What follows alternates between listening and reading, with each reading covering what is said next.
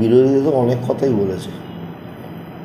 বিরোধীরা তৃণমূলকে চোর সাব্যস্ত করতে চেয়েছে, বিরোধীরা মমতা বন্দ্যোপাধ্যায়কে অপমান করেছে, বিরোধীরা অভিষেক বন্দ্যোপাধ্যায়ের নামে অনেক কিছু করেছে, কিন্তু তারপরও বাংলার মানুষ ভরসা রেখেছে, মমতা বন্দ্যোপাধ্যায়ের বিশ্বাস রেখেছে মমতা বন্দ্যোপাধ্যায়ের প্রতি। এই জয় বাংলার মানুষের জয়, এই জয় হুগলি জেলার মানুষের জয়, এই জয় বলবো যে গণতন্ত্রের জয়। মানুষ তার গণতান্ত্রিক অধিকার প্রয়োগ করেছে, সমস্ত জায়গায় নির্বিঘ্নে নির্বাচন হয়েছে। মানুষের রায় সবাইকে মাথা পেতে নিতে হবে। কাজেই আজকে বিরোধীরা তারা কাজ না করে, তারা মিথ্যে কথা বলে সারা ভারতবর্ষের মানুষকে তারা শুধু বোকা বানিয়ে গেছিল। কিন্তু মানুষ তো এত বোকা নয়। আজকে হুগলি জেলা যে সিট আমরা গতবারেও হেরে গেছিলাম, সেই সিট আমরা রিকভার করে নিয়ে আসতে পেরেছি।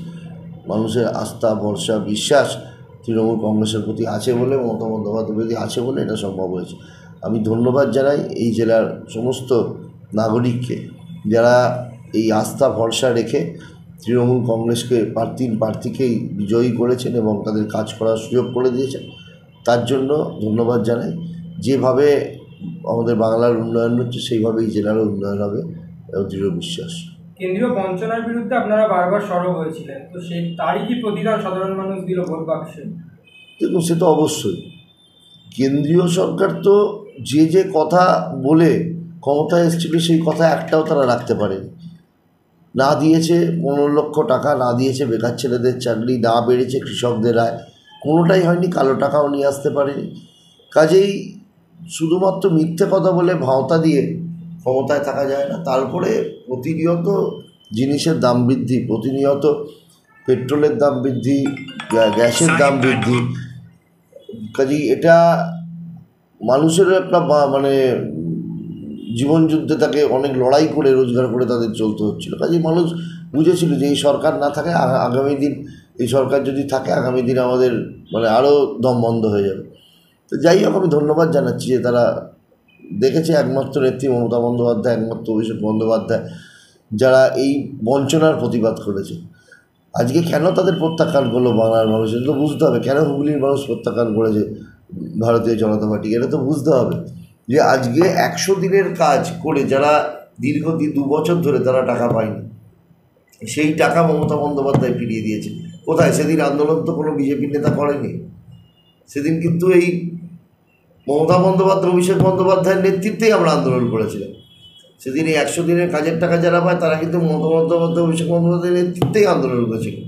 কাজেই আন্দোলনের আর এক নাম মমতা বন্দ্যোপাধ্যায়, অভিষেক বন্দ্যোপাধ্যায়। সেটা মানুষ বুঝেছে যে অন্যায়ের বিরুদ্ধে একজনই প্রতিবাদ করে। আপনারা বারবার বলেছেন যে বিজেপি ধর্ম নিয়ে রাজনীতি করে, সেই জায়গায় সর্বভারতীয় স্তরে দেখা যাচ্ছে যে ইউপির মতো রাজ্যে বিজেপির সিট সংখ্যা কমছে। তাহলে কি সাধারণ মানুষ বুঝতে পারছে যে ধর্ম নিয়ে রাজনীতি চলবে না? সে তো 100 বার। একটা ধর্ম নিয়ে, দেখুন, এটা নিয়ে আমরা তো যে যার ধর্মকে সম্মান করি, একে অপরের ধর্মকে সম্মান দিয়ে চলাটাই আমাদের মনে হয়, এটাই আমাদের লক্ষ্য হওয়া উচিত। কিন্তু তার মধ্যেই বলি যে মানুষ চায় চাকরি, মানুষ চায় শিক্ষা, মানুষ চায় আবাস। আজকে তো পশ্চিমবাংলার মানুষ আবাস থেকে বঞ্চিত।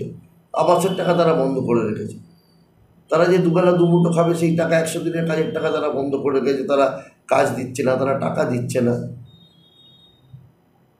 বেকার হয়ে ছেলেরা ঘুরে বেড়াচ্ছে, সেন্ট্রাল গভর্নমেন্টে তাদের চাকরি নেই কোনো। এই মানুষ তো কীভাবে তারা বাঁচবে? তারা তো বুঝেই নিয়েছে যে এই সরকার জুমলার সরকার, এই সরকার থাকবে না। ছেলেমেয়ের ভবিষ্যৎ নিয়ে চিন্তিত? তবে আজই চলে আসুন দি অভিকর্মা কিডসে। ইংলিশ মিডিয়াম এই স্কুলে রয়েছে নার্সারি থেকে 5ম শ্রেণী অবধি পড়ার সুযোগ। আমরা এখন আছি পাঁশকুড়ার সুরানাঙ্কারে। ভর্তির জন্য যোগাযোগ করুন 9045193055। মোমো খেতে ভালোবাসেন? তাহলে অবশ্যই আসতে হবে শ্রীরামপুরের বিখ্যাত বান্টি মোমোতে, যা এখন মো ফ্যামিলিও। বিভিন্ন ভ্যারাইটির মোমো খেতে আজই চলে আসুন শ্রীরামপুর বিপি দে স্ট্রিটে মো ফ্যামিলিওতে। বিশদে জানতে যোগাযোগ করুন 9681247950 এবং 8910553391 এই নম্বরে।